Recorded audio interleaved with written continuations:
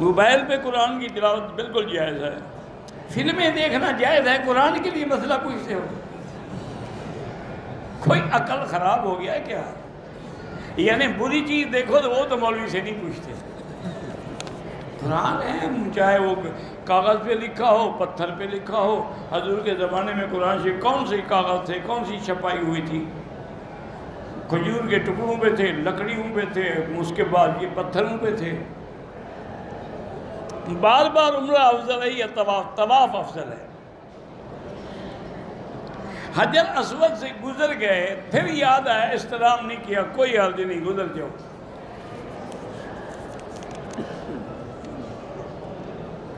میری بہنوں کی شادی نہیں ہو رہی ہے، میں نے 2 عمل بتائے تھے، یاد رکھیں۔ ایک تو یہ ہے کہ سورۃ الاحزاب جو ہے اپنے علاقے میں کسی قاری یا عالم یا مولوی سے ایک کاغذ پہ لکھوا لیں اور اس کو لے کے گھر میں کسی ڈبے میں بند کر کے رکھ دیں، اس کی برکت سے انشاءاللہ رشتوں کی لائن لگی رہے گی۔ پھر جو اچھا ہو استخارہ کر کے کر لیں۔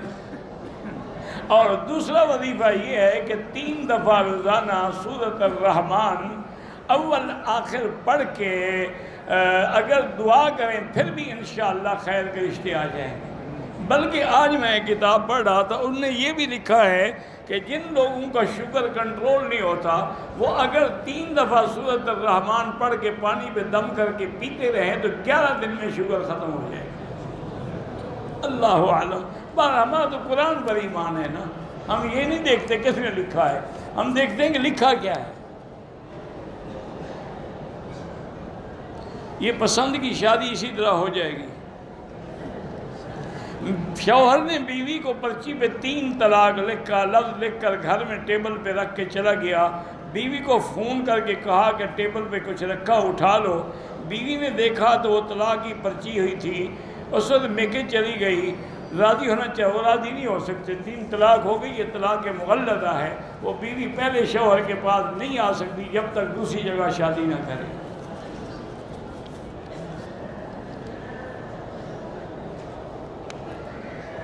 میرے چاچا نے پچھلے سال حج کیا تھا، حلق سے پہلے احرام کھول دیا، غسل بھی کر لیا، بالکل دم ہے ان پہ۔ کعبہ شریف کا دروازہ نہیں، ملتزم کو پکڑ کے دعا کرنا جو ہے وہ سنت ہے، باقی سامنے کھڑے ہو کے دعا کریں۔ حجر اسود کو احرام کی حالت میں افضل ہوتا ہے اشارہ کریں، چونکہ خوشبو لگی ہوتی ہے، کہیں آپ کو نہ لگ جائے۔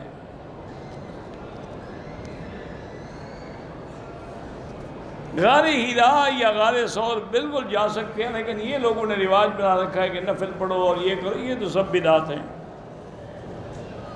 2 دن کے بعد دوبارہ عمرہ کرتا ہے تو دوبارہ بغل یا زیر ناف یہ بال، زیر ناف کے بالوں کا عمرے سے کیا تعلق ہے؟ وہ تو 40 دن میں 1 دفعہ کرنے کافی ہے، باقی ہر دفعہ سر پہ اس طرح پھروانا پڑے گا۔ مدینہ منورہ میں 40 نمازیں پڑھیں لیکن کوئی نماز نہ چھوٹے تو اللہ تعالیٰ نفاق سے اور جہنم سے بری کر دیتے ہیں۔ قبر پہ قرآن خوانی بدعت ہے، قرآن پڑھ کے ثواب بخشیں لیکن اپنے گھر والے کرائے پر نہ پڑھایا کرو۔ آج کل ہر چیز کرائے پہ کرتے ہیں، ختم شریف بھی مولوی پڑھے گا، قرآن خوانی بھی مولوی کرے گا، جنت کی ٹکٹ بھی ان کو مولوی دے گا، پتہ نہیں وہ خود کہاں ہوگا۔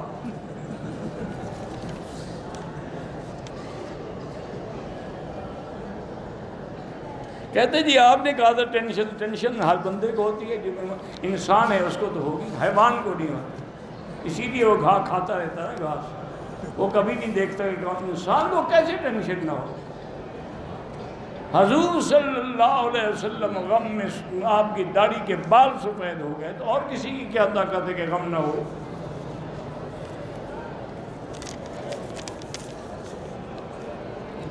امام کے پیچھے اگر حنفی مسلک ہے تو فاتحہ نہیں پڑھنی چاہیے، شافعی ہے تو پڑھا کرے۔ نماز کی نیت 4 رکعت، بس دل میں نیت ہے کہ عشاء پڑھ رہا ہوں، ضروری نہیں ہوتا کہ 4 رکعت اور فلاں، یہ بدعت ہے۔ میرے دل میں حضور کے بارے میں مشرکانہ وسوسے آتے ہیں تو استغفار کر دیا کریں، استغفر اللہ لا حول، بس وسوسوں کو چھوڑیں۔ شک کی بیماری ہے، بار بار ہاتھ دھوتی ہوں بھول جاتی ہوں، یہ ایک بیماری ہے، اس کا نام ہے وسواس قہری، عربی میں اس کو کہتے ہیں وسواس قہری۔ اس کا بیٹی بڑا آسان علاج ہے، کسی بھی سائیکاٹرسٹ ڈاکٹر کے پاس چلی جائیں، اس کو کیفیت بتائیں، وہ آپ کو دوائی دے گا تو انشاءاللہ آپ 4-5 دن میں ٹھیک ہو جائیں۔ یہ کوئی ایسا مسئلہ نہیں ہے، نہ جادو ہے نہ جن میں۔ جن ہو تو تمہیں پلیت رکھنا چاہے گا نا، بار بار پاک ہونے کے لیے تو نہیں کہے گا نا۔ والدین کے لیے بالکل قرآن پڑھیں، طواف کریں، عمرہ کریں۔ طائف کیا تو عمرے کے لیے واپسی پہ حرم آ گیا ہوں، واپس جا کے عمرہ کریں ورنہ دم دینی پڑے گی۔ میں بوڑھی ہو گئی بیمار رہتی ہوں تو اب جوان تو نہیں ہو سکتی، بوڑھی ہو گئی تو ہو گئی، اسی لیے نا کہ اس کو اپنا جو جا کے نہ آئے وہ جوانی دیکھی اور جو آ کے نہ جائے وہ بڑھاپا دیکھا۔ تو اب تو اماں بوڑھا ہی ہونا ہے، یہ دعاؤں سے جوان آپ نہیں ہو سکتے۔ بس دعا یہ کرو اللہ خاتمہ ایمان۔ بوڑھا تو سب نے ہونا ہے، مرنا بھی سب نے ہے، لیکن خاتمہ ایمان پہ نہ ہوا پھر نہ جوانی کسی کام کی نہ بڑھاپا کسی کام۔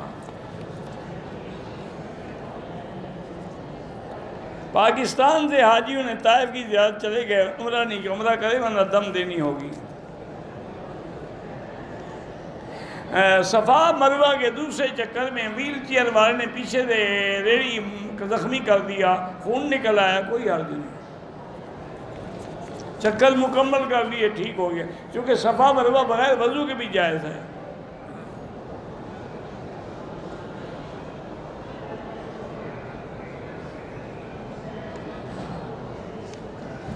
کہتے ہیں کہ ایک عورت کا پہلا خامند مر گیا، اس نے دوسری شخص سے شادی کر لی، اس عورت کے ساتھ ایک چھوٹی دودھ پیتی بچی تھی، یعنی وہ پہلے خامند سے، اب اس شخص کے اگلے بچے پر جائز، ہاں اس کے لیے جائز ہے، اس کی ماں تو نہیں ہے نا۔ اللہ سب کو حج نصیب فرمائے، اولاد صالح عطا فرمائے، اور ہر مسلمان کا خاتمہ ایمان پہ فرمائے۔ ہمارے ہاں فوت ہونے کے بعد سوم اور چالیسواں اور 20واں اور میلاد اور درگاہوں پہ چڑھاوے سب بدعات ہیں، اولیاء اللہ سے مانگنا شرک ہے، صلاۃ و سلام مسجدوں میں پڑھانا یہ بالکل بدعات ہے، اس لیے ان لوگوں کے پیچھے نماز بھی نہیں ہوتی۔ میں لندن میں رہتا ہوں، بینک سے پیسے لے کر مکان لیا، سود پہ ہے، بہرحال گزارش یہ ہے کہ سود لینا ناجائز ہے، آپ نے غلطی کی ہے، اپنی جان چھڑائیں، سود سے توبہ بھی کریں۔ یہ اچھی بات ہے کہ بعض مولوی کہتے ہیں ایک مکان کے لیے تو سود حلال ہے، 2 کے لیے حرام ہے، یعنی اگر خنزیر ایک کا گوشت کھایا جائے تو وہ حلال ہے، دوسرے کا نہ ہو، یہ اچھا مسئلہ ہے بھائی۔ مجھے پتہ نہیں تھا، میں نے عمرہ کیا، بال نہیں احرام کھول دیا، اب بعد میں بال کٹ، اگر تھوڑی دیر کے بعد بال کٹوائے، گھنٹہ 2 گھنٹے کوئی دم نہیں ہے۔